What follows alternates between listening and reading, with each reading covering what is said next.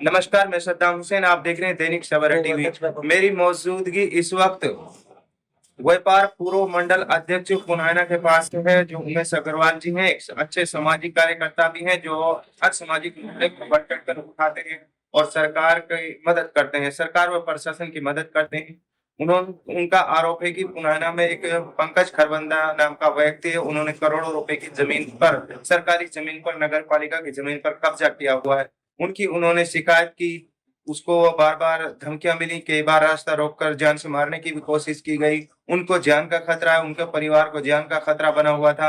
इसको लेकर उन्होंने सुरक्षा मुहैया कराने की सरकार और प्रशासन से मांग की। इसको लेकर वो सीएम इंडो में भी शिकायत लगा चुके हैं, नू एसपी श्री विजय प्रताप जी से भी मिल चुके हैं, लेकिन अभी तक उनकी इस मांग पर कोई ध्यान नहीं दिया गया है।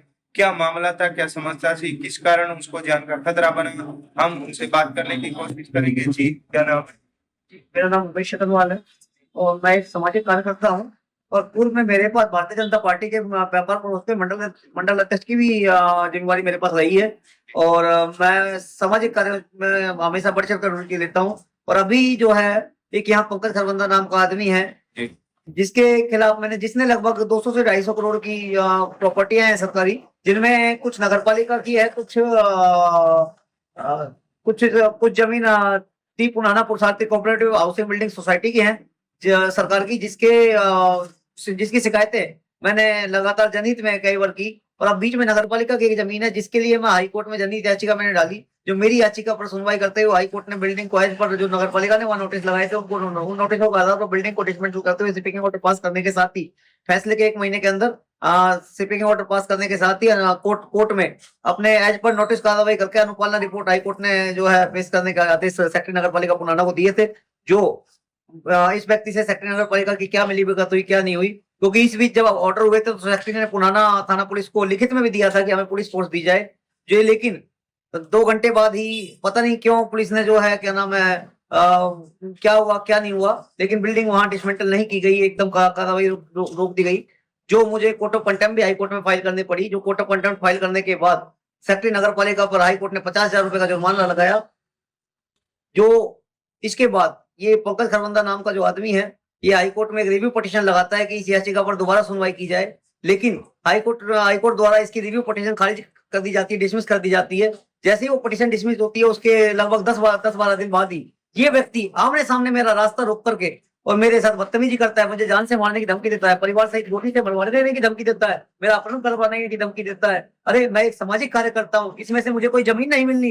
ये लगभग 200 से 250 करोड़ रुपए का माल है, इसमें से मुझे जमीन नहीं मिलनी। इससे में से कुछ मुझे कोई अपना निजी स्वार्थ नहीं है, कोई लालच नहीं है। मैं प्रशासन के और सरकार की लड़ाई लड़ रहा हूँ, क्योंकि सरकार की जमीन सरकार के पास जाएगी तो जनहित में काम आएगी। लेकिन ये व्यक्ति बार बार मेरे ऊपर हावी बना हुआ था, जिसके लिए मुझे और अभी भी हावी बना हुआ है, अभी भी मुझे खतरा है, क्योंकि जिस व्यक्ति से कितने रुपए की प्रॉपर्टी सरकार द्वारा वापस ली जाएगी, वो व्यक्ति कुछ भी कर सकता है, क्योंकि एक राजनीतिक पहुंच वाला व्यक्ति है, बड़ा शातिर व्यक्ति है, कुछ भी ये व्यक्ति कर सकता है। तो मेरे और मेरे परिवार के साथ कोई भी हादसा घटित हो सकता है। मैंने इसके लिए एक सीएम विंडो भी लगभग 15 से 20 दिन पहले एक सीएम विंडो लगाई थी, जिसके बारे में भी अभी तक कोई संज्ञान नहीं लिया गया है। और इस बीच में एसपी नूह से मिला था, तो एसपी नूह ने भी मेरे से कहा कि इसकी रिकॉर्डिंग दो, जबकि उस व्यक्ति ने, पंकज खरबंदा नाम के इस साथी व्यक्ति ने मेरा रास्ता रोककर मेरे साथ आता भाई कि ये मुझे धमकी दी है। तो मुझे ये पहले से कोई आवाज थोड़ी था कि भाई ये मुझे मेरा रास्ता रोकोगे, मुझे धमकी देगा। अगर इसने मुझे धमकी ना दी होती तो क्या नाम है, पुलिस इसके खिलाफ कार्रवाई क्यों करती? तो पुलिस ने भी तो किसी जांच के बाद इसके खिलाफ कार्रवाई की होगी, क्योंकि देखो पुलिस प्रशासन की भी किसी से दुश्मनी नहीं है, और किसी न किसी मुद्दे पर जब शिकायत आती है तो उसकी जांच के बाद ही कार्रवाई की जाती है। जो पुलिस ने इसके साथ 107-51 की कार्रवाई की। लेकिन एसपी साहब से जब मैं मिला तो एसपी साहब ने कहा कि भाई बिना रिकॉर्डिंग के तो हम कैसे कह सकते हैं। मुझे नहीं पता एसपी साहब ने किस आधार पे कहा है, लेकिन सुरक्षा के प्रति उन्होंने मेरे से कोई आश्वासन नहीं दिया, क्योंकि लेकिन मैं सरकार और प्रशासन से पूछना चाहता हूं, क्या सरकार और प्रशासन किसी बड़ी अनहोनी का, क्या माननीय एसपी साहब का, क्या माननीय मुख्यमंत्री हरियाणा किसी बड़ी अनहोनी का, मेरे और मेरे परिवार के साथ किसी बड़ी अनहोनी का इंतजार कर रहे हैं? जब कोई मेरे साथ बड़ी घटना घटेगी, जब कोई हादसा हो जाएगा मेरे या मेरे परिवार के साथ, उसके बाद मुझे सुरक्षा मुहैया कराई जाएगी। तो मेरा सरकार और प्रशासन से आज फिर से मेरा माननीय मुख्यमंत्री और माननीय मुख्यमंत्री हरियाणा और माननीय हमारे पुलिस अधीक्षक नू श्रीमान विजय प्रताप जी और माननीय डीजीपी हरियाणा साहब से, माननीय आईजीपी साउथ रेंज से, मेरा माननीय सीआईडी चीफ हरियाणा से मेरा निवेदन है, मुझे जल्द से जल्द मुझे और मेरे परिवार के जान माल के खतरे को देखते सुरक्षा मुहैया कराई जाए, क्योंकि इस व्यक्ति से ये जमीनें जाने के क्योंकि ये व्यक्ति इस समय बौखलाया हुआ है। जैसे इस व्यक्ति से ये जमीनें जाएंगी तो मेरे परिवार के साथ एक 101% घटना घटित होगी, क्योंकि इससे पहले भी ये व्यक्ति मुझे और मेरे परिवार को जान से मारने की धमकी दे चुका है, मेरे ऊपर जानलेवा हमला कर चुका है एसडीएम कोर्ट पुराना में 2022 में, जिस पर भी पुलिस ने इसको एक रात हवालात में रखा।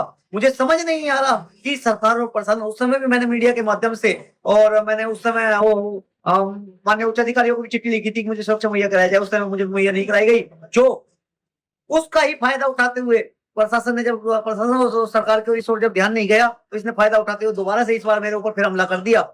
लेकिन मेरा माननीय मुख्यमंत्री जी और माननीय एसपी साहब, माननीय जिला प्रशासन नू, माननीय डीजीपी साहब से मेरा फिर नम्र निवेदन है कि मुझे जल्दी से जल्दी सुरक्षा मुहैया कराई जाए, क्योंकि मेरा सामाजिक कार्यों से बाहर आना जाना लगा रहता है और मैं जनहित में लड़ रहा हूँ, ना कि मेरा कोई निजी स्वार्थ है, ना इसमें से मुझे कोई जमीन मिलनी है, ना मुझे चाहिए। मैं तो चाहता हूँ कि सरकार की जमीन सरकार के पास जाएगी तो ये जनहित के काम में आएगी। तो ये थे जो भाजपा के पुनैना व्यापार प्रकोष्ठ के पूर्व अध्यक्ष थे। उन्होंने कहा कि मैंने एक जनहित का मुद्दा उठाया था, हर बार मैं जनहित के मुद्दों को उठाता रहता हूँ, तो वही जनहित का मुद्दा उनकी जान का खतरा बन गया।